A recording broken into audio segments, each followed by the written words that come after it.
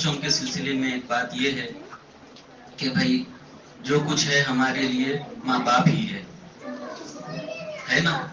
ماں باپ ہی بڑھ کے ہے ہمارے واسطے. دنیا میں جو کچھ ہے ہمارے امی ابا ہے.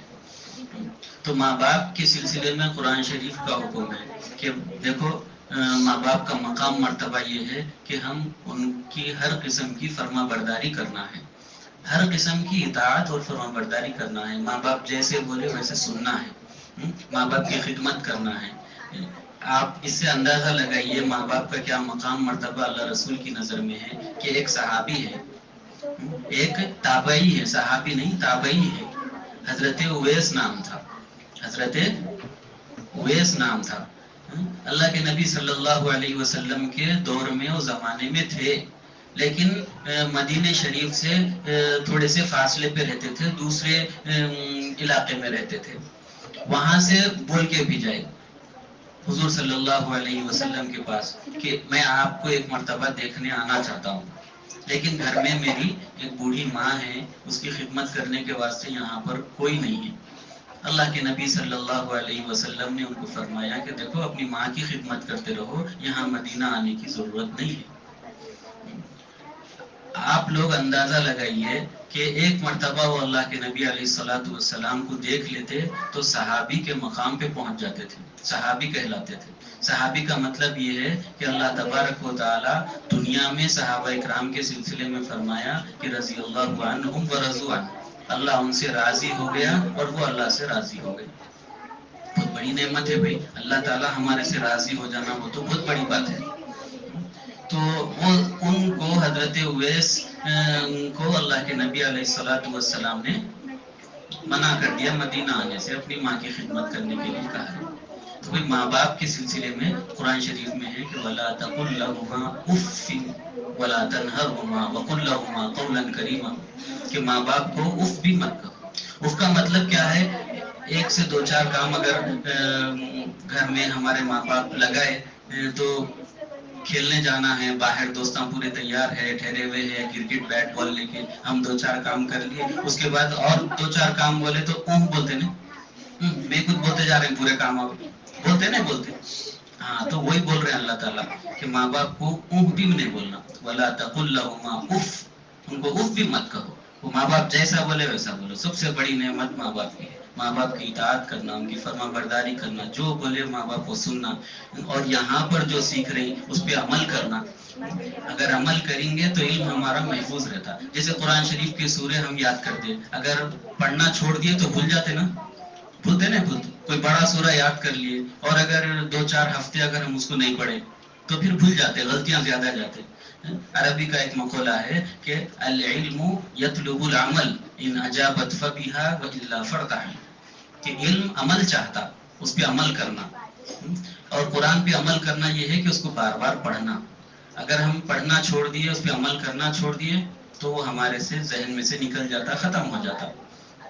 تو یہ ہے یہاں پر جو چیز سیکھ رہے ہیں ہم عمل کرنا ہے, عمل نہیں کریں گے تو سیکھنا بیکار ہے. کھانا کھا رہے ہیں, کھانا کھانے کی ہم دعائیں, کھانے سے پہلے کی دعا سیکھ رہے ہیں, کھانے کے بعد کی دعا سیکھ رہے ہیں, دسترخوان بچھانے کی دعا, دسترخوان اٹھانے کی دعا, بیت الخلاء جانے کی دعا, بیت الخلاء سے نکلنے کی دعا, صبح کی دعا, شام کی دعا, گھر سے نکلنے کی دعا, گھر میں آنے کی دعا, رات میں سوتے وقت کی دعا, پھر صبح اٹھتے وقت کی دعا. اتنی دعائیں ہم یاد کر رہے ہیں, اگر ہم اس پہ عمل نہیں کریں گے, وہ ٹائم پہ وہ دعا اگر نہیں پڑھیں گے تو ہمارے ذہن سے وہ چیز نکل جاتی.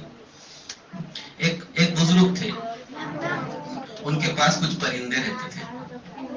ایک مرتبہ وہ بزرگ سوچے کہ بھئی ان پرندوں کو آزاد کر دیں گے, کہیں کوئی کو پنجرے میں رکھنا, قید رکھنا.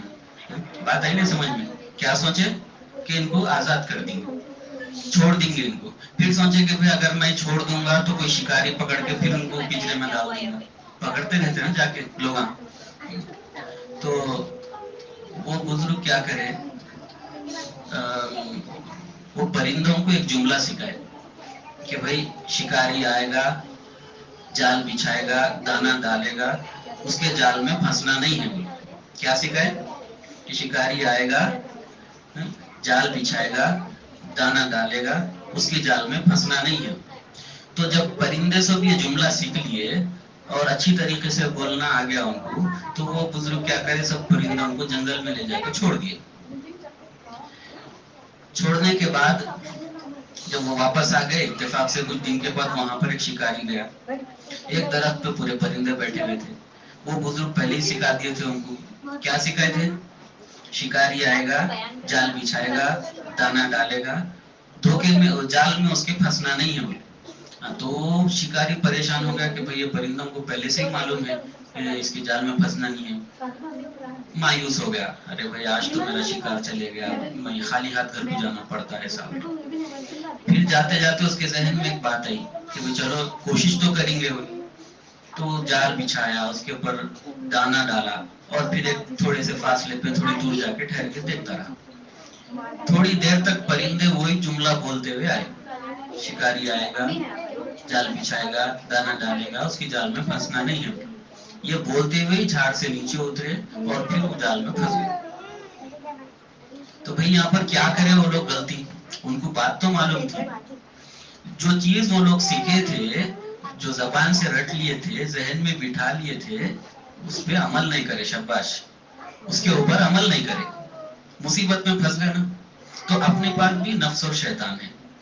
بزرگان دین بہت ساری باتیں سکھاتے رہتے ہیں. ایسے نہیں کہ یہ جتنی باتیں ہم کہتے ہیں یہاں پر سب تقریباً ہم وقتاً فوقتاً سنتے رہتے ہیں. تو ہمارا شکاری بھی نفس و شیطان ہے.